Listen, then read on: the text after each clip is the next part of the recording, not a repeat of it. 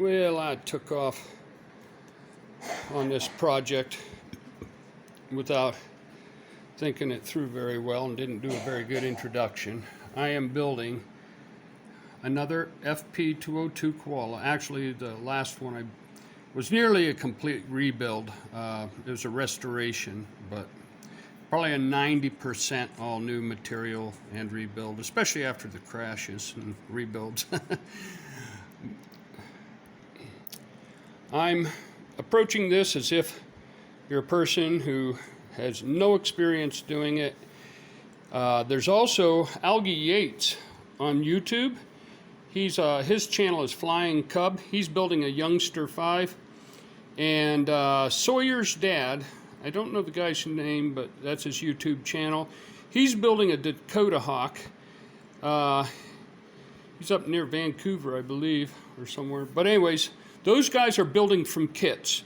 And what I'm going to be showing you is building from scratch or from prints. And I tried yesterday. I videotaped all my sawing and how to get your best cut from sawing with this little GoPro. Then I spent hours trying to download the data. Then I spent hours trying to figure out how to switch it to something that could edit it. I finally gave up and said, I'm going to make a tripod holder for my cell phone. There you go.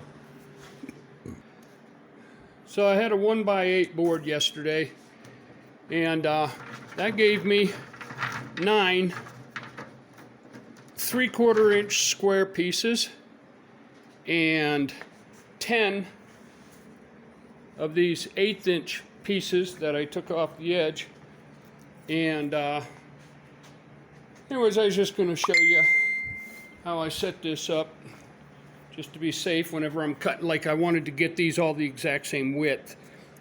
And these are cheap little $6 feathering boards from China Freight or Harbor Freight. I used some geodetic to build this here HEPA filter. It works really good. I really don't like sawing inside the house, but the weather outside is too bad.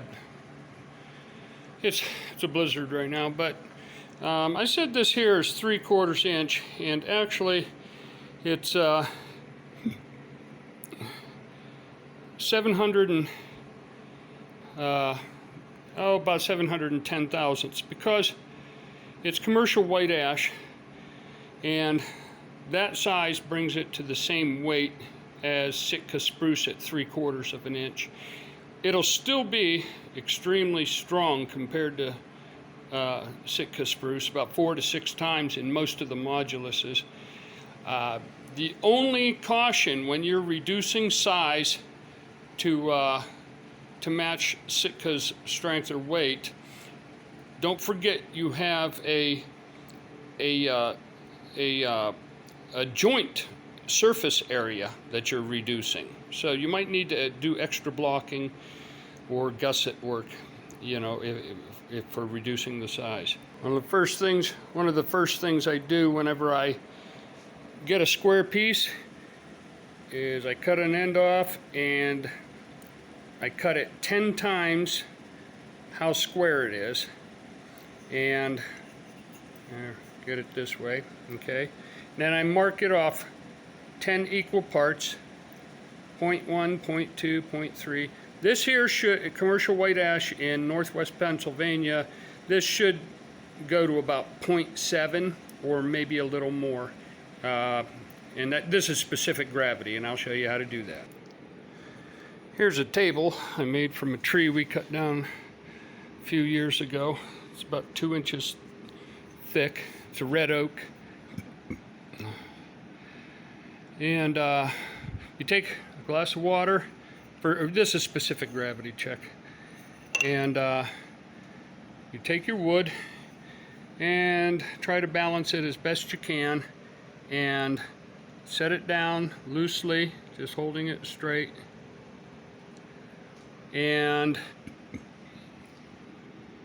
that there went to, holy cow, I can hardly see it, 0.7, got to get a glare, just over 0.7, just as I thought it would be, about 0.72, just like it almost always is in this area.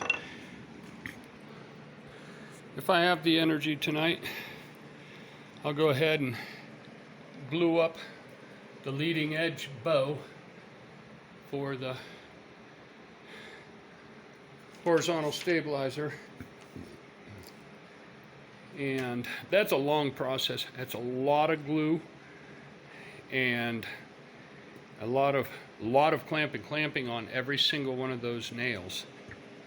So probably going to start that tomorrow. I'll probably just post this.